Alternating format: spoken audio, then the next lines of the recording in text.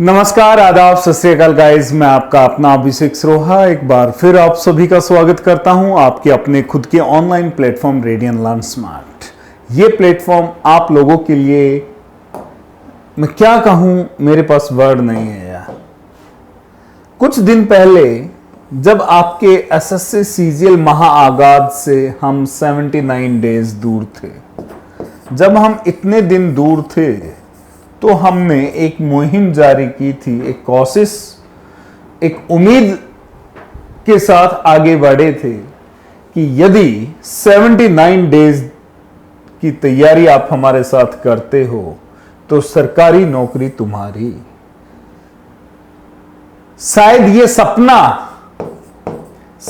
सपना जो सोचा था, जो ये ड्रीम हमने सोची थी, वो आज कम्स टू ट्रू होने वाली है, वो सच होने वाली है। क्योंकि अब बहुत कम दिन बचे हुए हैं और इन कम दिनों के अंदर, और जितने दिन आप लोग लगातार आप हमारे साथ प्रयास करते हुए आए हैं, मेहनत की है, आपने उस डेडिकेशन के साथ, उस लगन के साथ आपने जो मेहनत की है, वो सच में आपके इस सपने को बिल्कुल फुलफिल करने वाली है, सरकारी नौकरी। बस मैं आपसे इतना ही कहूंगा कि आज से बहुत कम दिनों की दूरी पर हम खड़े हैं। आप लोगों ने जो स्टार्टिंग से लेकर अब तक जोश दिखाया है, जो लगन दिखाई है, जो डेडिकेशन दिखाई है, वही डेडिकेशन, वही लगन आपको अंतिम समय तक भी रखनी है। और यदि हम इसमें कामयाब होते हैं तो मैं गारंटी देता हूं, ये मैं आपको विश्वास दिलाता हूं कि ये सपना सच में तुम्हारा सच होगा। और इसी प्लेटफॉर्म पर हम आपके खुद के सपनों को हम यहां पर सेलिब्रेट कर रहे होंगे कुछ दिन बाद। तो गाइस, लगातार जुड़े रहिएगा, मेहनत करते रहिएगा और ये सपना सच में साकार होने वाला है। और उस सेलिब्रेशन का मैं तो खुद बहुत बेसब्री से इंतजार कर रहा हूं कि आप लोग आएंगे हमारे साथ और आपके इस प्लेटफॉर्म पर वो सेलिब्रेशन होगा। उसके लिए मैं बहुत बेसब्री से इंतजार कर रहा हूं। तो गाइस, लगन से लगे रहिएगा, डेडिकेशन छोड़ना नहीं है, अंतिम समय तक, अंतिम क्षणों तक ये जारी रखना है हम लोगों को, बिल्कुल। तो आज के इस सेशन में मैं आप लोगों के साथ जो शुरुआत करने वाला हूं, वो नर्वस सिस्टम की शुरुआत करने वाला हूं। आज मेरी नर्वस सिस्टम की 3rd क्लास, आज जो मैं स्टार्ट कर रहा हूं, नर्वस सिस्टम का पार्ट 3 मैं स्टार्ट कर रहा हूं। जो पेंडिंग था, आज इसे हम लोग कंप्लीट कर देंगे। जो ये नर्वस सिस्टम है, तंत्रिका तंत्र, नर्वस सिस्टम को हिंदी में हम लोग किस नाम से जानते हैं? तंत्रिका तंत्र के नाम से जानते हैं। किस नाम से जानते हैं? तंत्रिका तंत्र के नाम से जानते हैं। मैंने कहा था कि ये नर्वस सिस्टम हमारे शरीर के 2 ऑर्गन से मिलकर बना हुआ है। हमारे शरीर के 2 ऑर्गन से मिलकर बना हुआ है। एक तो कौन सा है? आपका ब्रेन है इसमें। एक तो ब्रेन होता है, मस्तिष्क होता है। तो दूसरा कौन सा होता है? आपका स्पाइनल कॉर्ड। दूसरा कौन सा? Spinal cord. ये क्वेश्चन काफी बार पूछा गया है कि ब्रेन और स्पाइनल कॉर्ड आपस में मिलकर, आपस में जुड़कर कौन से सिस्टम का निर्माण करते हैं? तो याद रखिएगा, वो नर्वस सिस्टम का निर्माण करते हैं। आपसे ये क्वेश्चन भी सीधा पूछा गया है कि नर्वस सिस्टम में कुल कितने अंग पाए जाते हैं? कुल कितने अंग पाए जाते हैं? कुल कितने अंग पाए जाते हैं? तो याद रखिएगा, वो कितने ऑर्गन पाए जाते हैं? 2 ऑर्गन पाए जाते हैं साहब। तो इसमें हमने अपनी स्टडी जारी रखी थी। कहां? ब्रेन के लिए हमने आगे पढ़ना शुरू किया था, मस्तिष्क को हमने पढ़ना शुरू किया था।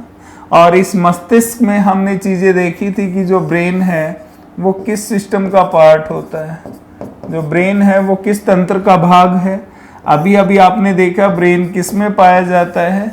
नर्वस सिस्टम में पाया जाता है। किस में पाया जाता है साहब? नर्वस सिस्टम में पाया जाता है।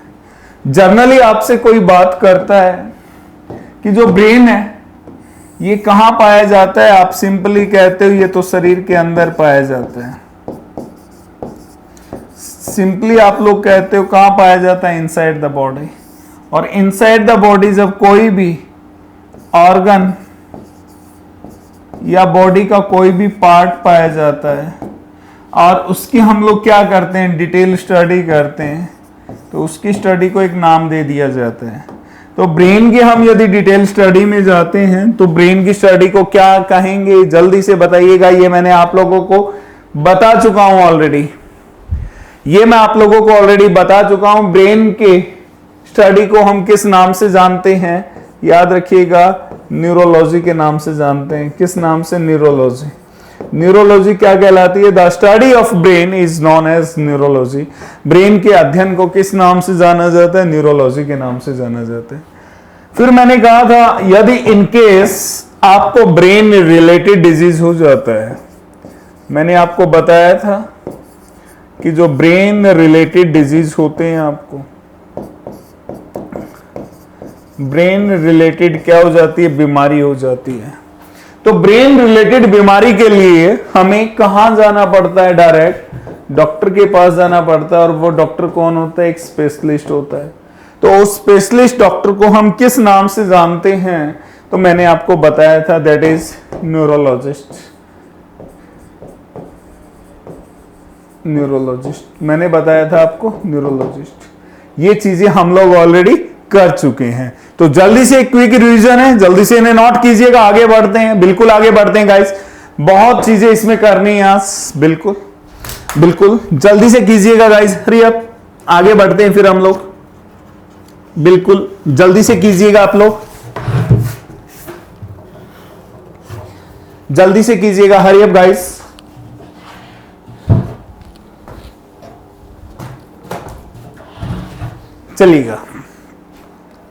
चलिएगा आगे बढ़ते हैं हम लोग ब्रेन रिलेटेड डिजीज के बाद।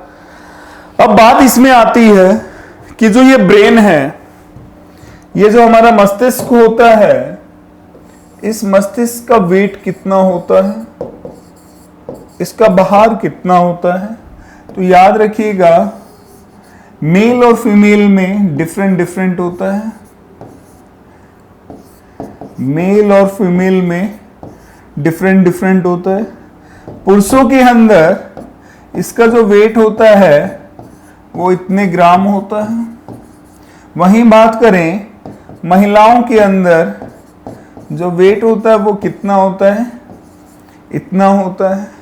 पेपर में पूछा गया है कि दोनों के बीच का डिफरेंस कितना होता है, दोनों के बीच का डिफरेंस कितना होता है। तो याद रखिएगा 100 ग्राम का होता है। कितने का होता है, 100 ग्राम का होता है। फिर बात आती है कि जो आपका ये ब्रेन है, ब्रेन के अंदर ब्लड का अमाउंट कितना होता है। जो ये आपका ब्रेन है, इसके अंदर ऑक्सीजन का अमाउंट कितना होता है। ये जो ब्रेन है आपका, इसके अंदर ग्लूकोज का अमाउंट कितना होता है। बेसिक चीजें हैं बिल्कुल, ये ग्लूकोज का अमाउंट कितना होता है। ये जो ब्रेन है आपका, ब्रेन सेल्स को हम किस नाम से जानते हैं। तो याद रखिएगा आप लोग मेरे प्यारे भाइयों कि ब्रेन के अंदर जो ब्लड का अमाउंट पाया जाता है वो कितना पाया जाता है, कितना पाया जाता है बताएंगे क्या आप लोग। ब्रेन के अंदर जो ब्लड का अमाउंट पाया जाता है 1.5 से लेकर 2 लीटर 2 लीटर तक पाया जाता है। आपके ब्रेन के अंदर जो ऑक्सीजन है कंप्लीट आपके शरीर की, उसका 20% किसमें पाई जाती है, ऑक्सीजन ब्रेन में पाई जाती है। आपकी बॉडी के अंदर जो ग्लूकोज प्रेजेंट है, 100% जो ग्लूकोज प्रेजेंट है, उसके 20% ग्लूकोज की नीड किसको होती है, आपके ब्रेन को होती है। जो ब्रेन के सेल्स होते हैं उन्हें हम लोग किस नाम से जानते हैं, याद रखिएगा, नर्व सेल के नाम से जानते हैं। किस नाम से जानते हैं, नर्व सेल। और ये जो नर्व सेल होते हैं, इनके पास सबसे कम लीस्ट रीजनरेशन पावर होती है। इनके पास क्या होती है, लीस्ट रीजनरेटेड पावर होती है, सबसे कम होती है। भगवान भरोसे होते हैं, एक बार इनकी पावर चली गई तो भैया फिर भगवान भरोसे गाड़ी चलेगी। एक बार यदि इनकी पावर चली गई तो फिर भगवान भरोसे गाड़ी चलने वाली है। अब हम बात करेंगे ब्रेन के पार्ट्स को लेकर। अब हम बात करेंगे किसको लेकर, ब्रेन को पार्ट्स को लेकर। जल्दी से नोट कीजिएगा, आगे बढ़ते हैं। यहां देखिएगा, हम लोग अब बात करेंगे किसको लेकर, ब्रेन के पार्ट्स को लेकर। जो ब्रेन है आपका, मस्तिष्क है, इसके बेसिकली 3 पार्ट्स होते हैं।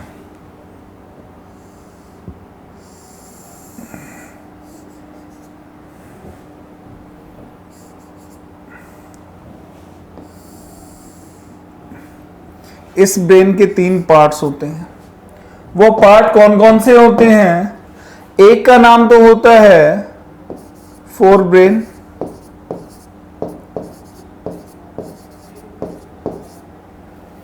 दूसरे का होता है मिड ब्रेन, और तीसरे का होता है हिंड ब्रेन। तीसरा कौन सा? Hind brain. अब फोर ब्रेन के भी क्या होते हैं? 3 पार्ट्स होते हैं। फोर ब्रेन के भी 3 पार्ट्स होते हैं। उसी तरीके से हिंड ब्रेन के भी आपके कितने पार्ट्स होते हैं? 3 पार्ट्स होते हैं। हिंड ब्रेन के भी कितने पार्ट्स होते हैं? 3। कौन कौन से होते हैं? यहां देखिएगा, फोर ब्रेन के जो पार्ट होते हैं वो कौन होता है? सेरिबरम,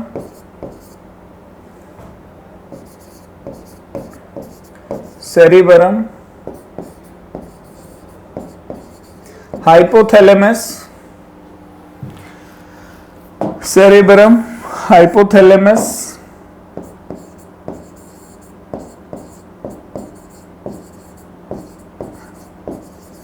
और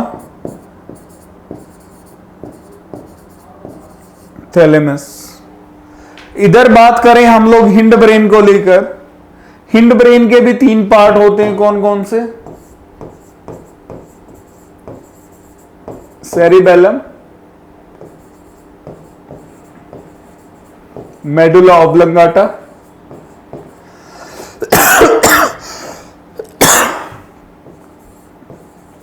मेडुला ऑब्लंगाटा और पोन्स।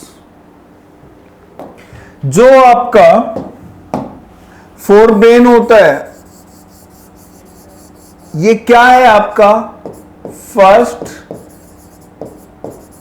लार्जेस्ट पार्ट होता है और फर्स्ट वेल डेवलप्ड पार्ट होता है। सबसे ज्यादा बड़ा और सबसे ज्यादा विकसित भाग फोर ब्रेन होता है। हिंड ब्रेन क्या है? सेकंड लार्जेस्ट पार्ट होता है। सेकंड लार्जेस्ट पार्ट, या हम बोल सकते हैं सेकंड मोस्ट डेवलप्ड होता है सर। ये चीजें होती है। आया समझ में? तो आज हम लोग जो कंटिन्यू डिस्कस कर रहे थे वो किसको कर रहे थे? हिंड ब्रेन को डिस्कस कर रहे थे। तो प्लीज आप लोग हेडिंग मेंशन करेंगे हिंड ब्रेन। आप लोग हेडिंग डालिएगा हिंड ब्रेन, जल्दी से हेडिंग डालेंगे हिंड ब्रेन। आप लोग हेडिंग डालेंगे हिंड ब्रेन।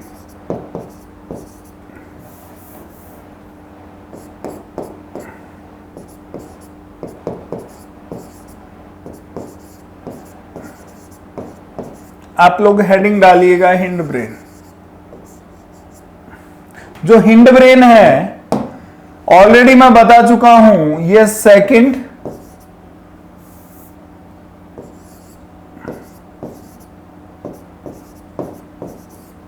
लार्जेस्ट पार्ट है आपके ब्रेन का, और मैं बता चुका हूं second well developed part. Hind brain का जो पहला पार्ट है ब्रेन का, वो कौन सा है? सेरिबेलम। सेरिबेलम, इस पार्ट को मैं ऑलरेडी एक्सप्लेन कर चुका हूं। ये क्या करता है? कंट्रोल करता है। क्या करता है? कंट्रोल करता है। किस पे कंट्रोल करता है? याद रखिएगा, मसल्स मूवमेंट।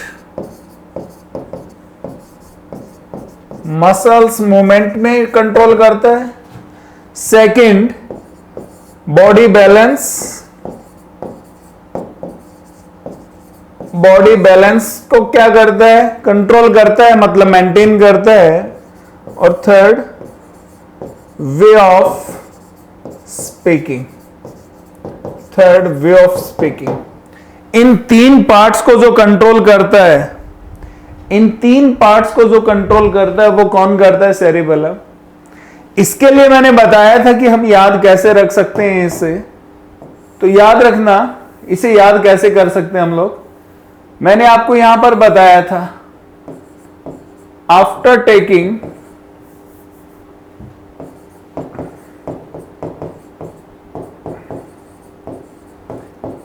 टेकिंग एल्कोहल, जब आप लोग क्या करते हो, एल्कोहल ले लेते हो, तो अनबैलेंस क्या होता है, एल्कोहल लेने से अनबैलेंस क्या चीज होती है, अनबैलेंस क्या होता है, सबसे पहले हमारी टंग होती है। सबसे पहले अनबैलेंस क्या हो जाती है, टंग। आपने ड्रिंक कर ली, आप पी लिए आप लोग, अब आपको पता ही नहीं कि बोलना कैसे है। नहीं तो आपको यह पता होता है ना कि पापा से कैसे बात करनी है, चाचा से कैसे बात करनी है, दोस्तों से कैसे बात करनी है, टीचर से कैसे बात करनी है, क्लास में जो बाकी अदर मेंबर्स हैं उनसे कैसे बात करनी है, आस पड़ोस के मोहल्ले के लोगों से कैसे बात करनी है, वो सेंस आती है ना। तो वो सेंस कौन देता है, ये देता है। लेकिन ये अनबैलेंस हो जाती है कब, एल्कोहल का क्या करने से, इनटेक करने से। एल्कोहल लेने से अनबैलेंस हो जाती है टंग। तो क्या गायब हो गई यहां से, वे ऑफ स्पीकिंग। क्या गायब हो गया हमारा, वे ऑफ स्पीकिंग, बोलने का तरीका, वे ऑफ स्पीकिंग हो गई ना गायब। सेकंड अनबैलेंस क्या होता है, बॉडी बैलेंस। सेकंड अनबैलेंस क्या होता है, बॉडी बैलेंस होता है सर। शरीर का संतुलन नहीं वो बन पाता, कहीं भी हम लोग क्या हो जाते हैं, गिर जाते हैं। क्या हो जाते हैं, गिर जाते हैं। आपने अक्सर देखा होगा पीने के बाद लोगों की क्या हो जाती है, एक्सीडेंट्स हो जाते हैं, क्योंकि बॉडी का कंट्रोल नहीं है। स्टेयरिंग पकड़ के तो बैठे हैं, बस कंट्रोल है ही नहीं। कट करना था उधर, स्टेयरिंग घुमाना था, घुमा इधर दिया ऐसे। ब्रेक अप्लाई करना था, कर आप क्या रहे हो, आप एक्सीलरेटर अप्लाई कर रहे हो, आप और रेस बढ़ाते जा रहे हो। बॉडी का तो क्या है, बैलेंस ही नहीं है। पैदल कोई चल रहा है पीने के बाद, कहीं भी ऐसे लड़खड़ाते हुए कहीं भी वो गिर जा रहा है नाली में। तो ऐसे सो मैनी, ढेर सारे आपने केसेस देखे होंगे कि अल्कोहल लेने के बाद बॉडी का बैलेंस क्या हो जाता है, बिगड़ जाता है। और अल्कोहल लेने के बाद तीसरा क्या होता है, थर्ड, लड़ाई हो जाती है, फाइट हो जाती है। किसी के साथ भी क्या हो जाती है, आपकी फाइट हो जाती है। जब फाइट होती है तो भैया उसमें किसकी मूवमेंट होती है, मसल्स मूवमेंट होती है फाइट में। फाइट में क्या होता है, मसल्स मूवमेंट होती है। फाइट में क्या होती है फाइट में क्या होता है मेरे भाइयों, मसल्स मूवमेंट होता है। फाइट में अक्सर क्या देखा आपने, मसल्स मूवमेंट। कैसी मसल्स मूवमेंट देखिए, एक दूसरे को मार रहे हैं या मार खा रहे हैं। तो ये तीनों चीज क्या हो गई हैं, डिस्टर्ब हो गई हैं, अनबैलेंस हो गई हैं। कब अनबैलेंस हो गई हैं, जब आपने क्या ले लिया, अल्कोहल ले लिया। तो याद रखना यहां से, इसी अल्कोहल से, कि अल्कोहल लेने के बाद जो चीजें डिस्टर्ब होती हैं उन्हीं चीजों को ये क्या करता है, कंट्रोल करता है। उन्हीं चीजों को ये क्या कर रहा है, कंट्रोल कर रहा है। कौन कंट्रोल कर रहा है मेरे भाई, सेरिबेलम। तो याद हो जाएगा ना। सेरिबेलम को याद रखने के लिए, सेरिबेलम के फंक्शन को याद रखने के लिए किस चीज का होना जरूरी है, हमें इस बात का पता होना जरूरी है कि एक पीने के बाद एक व्यक्ति क्या एक्टिविटीज करता है, क्या चीजें अनबैलेंस होती है बॉडी के अंदर, वही चीजों को क्या करता है, कंट्रोल करता है। कौन कंट्रोल करता है, आपका सेरिबेलम करता है। और यह क्वेश्चन भी काफी बार पूछा गया है कि after taking alcohol which part of brain get disturb. क्या क्वेश्चन पूछा गया है आपका, यह क्वेश्चन पूछा गया, देखिएगा। After taking alcohol, after taking alcohol which part of brain, which part of brain gets disturbed, which part of brain gets disturbed तो मेरे भाई याद रखना, इसका आंसर क्या रहने वाला है? कौन सा पार्ट? याद रखिएगा, सेरिबेलम। कौन सा? सेरिबेलम। आया समझ में? क्यों? क्योंकि अल्कोहल से क्या होती है चीजें? अनबैलेंस होती हैं, अनबैलेंस होती हैं। अनबैलेंस होते हुए आपने क्या देखा?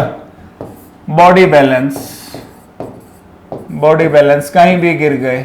अनबैलेंस होते हुए क्या देखा आपने? टंग को देखा साहब, मतलब कि वे of speaking, way of speaking.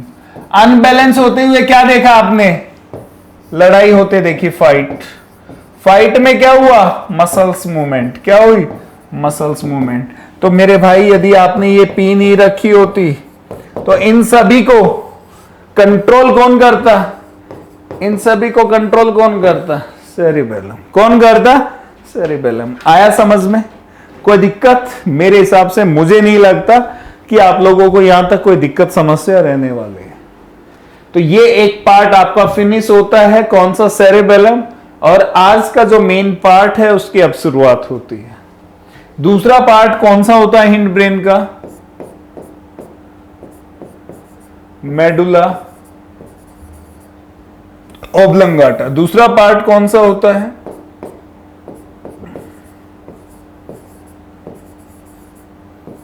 Medulla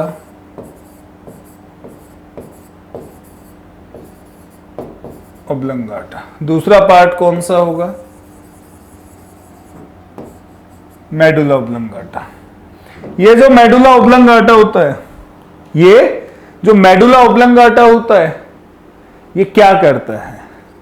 तो याद रखना इसकी एक line, medulla oblongata to maintain, बहुत इंपॉर्टेंट लाइन है, समझना बहुत जरूरी है इसे। To maintain biological reaction, to maintain biological reaction, to maintain biological reaction of human body, of human body, of human body. मानव शरीर की जैविक क्रियाओं को संतुलन बनाता है। मानव शरीर की, मानव शरीर की जैविक क्रियाओं का, जैविक क्रियाओं का संतुलन बनाता है। क्या करता है? जैविक क्रियाओं का संतुलन बनाता है। कौन बनाता है मानव शरीर की जैविक क्रियाओं का संतुलन? आपका मेडुला ओब्लंगाटा। अब मुद्दा यह है कि बायोलॉजिकल रिएक्शंस कौन सी होती हैं? बायोलॉजिकल रिएक्शंस कौन सी होती हैं? तो याद रखना, बायोलॉजिकल रिएक्शंस दो प्रकार की होती हैं। दो प्रकार की कौन कौन सी? देखिएगा, दो प्रकार की बायोलॉजिकल रिएक्शन कौन कौन से? एक होती है आपकी नेसेसरी बायोलॉजिकल रिएक्शंस, नेसेसरी। अरे भैया, एक होती है आपकी necessary biological necessary biological reaction, necessary biological reaction. दूसरी होती है एक्सेसरीज बायोलॉजिकल रिएक्शंस। ये होती कौन सी हैं? ये बहुत अहम पार्ट है, और ये पार्ट समझ में आ गया तो समझ लो मेडुला ओब्लंगाटा आपको समझ में आ गया। यदि ये पार्ट आपको समझ में आता है तो समझ जाना कि मेडुला ओब्लंगाटा आपको समझ में आ गया। नेसेसरी बायोलॉजिकल रिएक्शंस वो रिएक्शंस होती हैं, देखिएगा, ये वो रिएक्शन होती हैं, वो रिएक्शन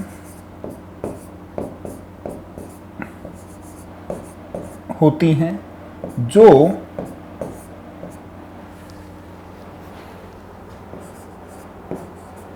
हमारे शरीर में उपस्थित है, जो हमारे शरीर में उपस्थित है,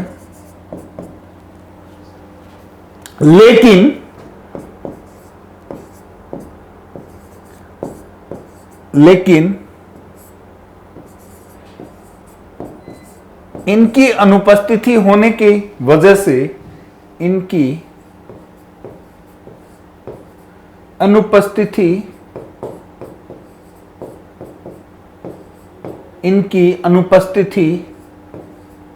होने से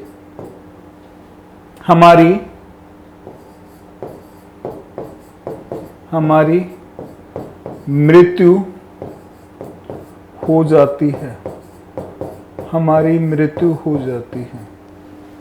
ये वो रिएक्शन होती हैं जो हमारे शरीर में उपस्थित हैं, लेकिन इनकी अनुपस्थिति होने से हमारी मृत्यु हो जाती है।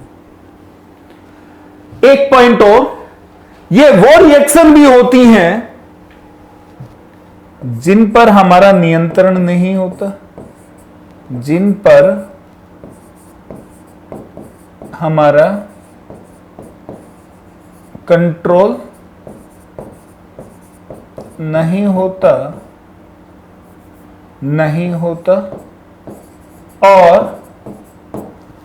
और हमारे शरीर में उपस्थित है, और इनकी अनुपस्थिति होने से हमारी मृत्यु हो जाती है। ऐसी क्या है, ऐसी कौन सी बायोलॉजिकल रिएक्शंस हैं आपकी? पहली जल्दी से बताइएगा, ऐसी कौन सी बायोलॉजिकल रिएक्शंस होती हैं आपकी जो आपके शरीर में उपस्थित है, जिनके एब्सेंट होने से डेथ हो जाती है, और जिनका कंट्रोल आपके हाथों में नहीं है, जिनका नियंत्रण आपके हाथों में नहीं है? First, heartbeat. हार्टबीट शरीर में उपस्थित है, इनकी अनुपस्थिति होने से क्या हो जाएगी? मृत्यु हो जाएगी। सही है ना बात? इनकी अनुपस्थिति होने से क्या होगी? मृत्यु होगी। और इन पर क्या नहीं है? कंट्रोल नहीं है। इन पर क्या नहीं है? कंट्रोल नहीं है हार्टबीट पर। सही है बात? हां और ना? हां और ना बताएंगे। सही है। Second, flow of blood. Body के अंदर ब्लड फ्लो हो रहा है, चल रहा है ना ब्लड, तो प्रेजेंट है, उपस्थित है ये। लेकिन ब्लड फ्लो होना क्या हो जाए? अनुपस्थित हो जाता है, बंद हो जाता है, तो क्या हो जाती है? मृत्यु हो जाती है। क्या ब्लड का फ्लो आपके कंट्रोल में है? कंट्रोल कर सकते हो? नहीं कर सकते हो। तो ये भी क्या है? Flow of blood. सेकंड, सांस लेते हो, सांस छोड़ते हो, कंटिन्यूस ये प्रोसेस चलता है, प्रेजेंट है। जब आप सांस लेना छोड़ देंगे, सांस छोड़ना बंद कर देंगे, तो ये एक्टिविटी क्या हो जाएगी? अब्सेंट हो जाएगी। तो क्या मृत्यु हो जाएगी ना आपकी? 200% हो जाएगी। और सांस लेना और छोड़ना आपके कंट्रोल में नहीं है साहब। तो मेरे भाई, रेस्पिरेटरी सिस्टम ये अपनी एक्टिविटी को क्या कर देगा? अनुपस्थित कर देगा, तो आपकी डेथ हो जाएगी। आया समझ में? तो ये वो सारी एक्टिविटीज हैं जो शरीर में होती है, कंट्रोल हाथों में नहीं है, लेकिन अब्सेंट होती हैं, तो रिजल्ट आपकी मृत्यु होती है। इन सभी को क्या करता है? मेंटेन करता है। कौन मेंटेन करता है? Medulla oblongata. आया समझ में? फिर बात आती है कि एक्सेसरीज बायोलॉजिकल रिएक्शंस कौन सी होती हैं। तो यहां देखिएगा, जो एक्सेसरीज बायोलॉजिकल रिएक्शंस होती हैं आप लोगों की, जो एक्सेसरीज बायोलॉजिकल रिएक्शंस होती हैं, यहां देखिएगा,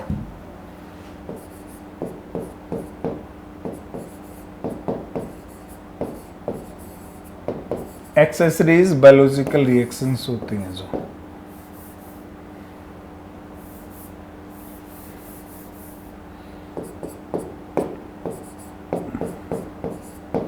एक्सेसरीज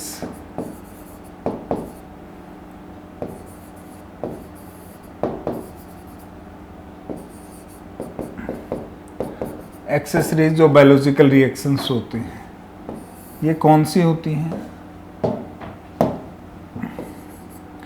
ये वो रिएक्शंस होती हैं,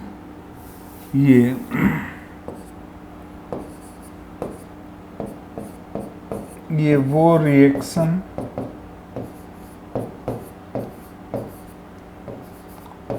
होती हैं जिनका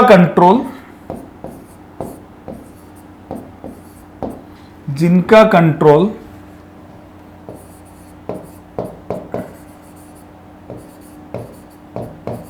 हमारे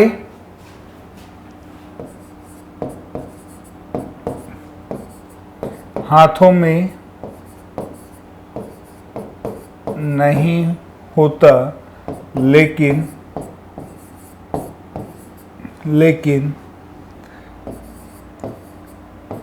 इन रिएक्शंस की उपस्थिति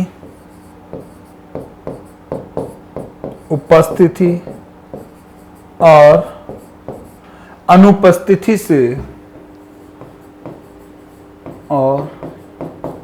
अनुपस्थिति से हमारे शरीर पर कोई प्रभाव नहीं पड़ता, हमारे शरीर पर कोई प्रभाव नहीं पड़ता।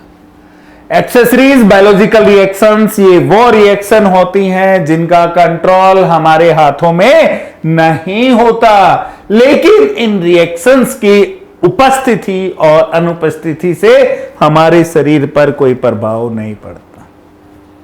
पहला, ऐसी कौन सी रिएक्शन? स्लीपिंग, नींद का आना। पहला कौन सा होगा? स्लीपिंग।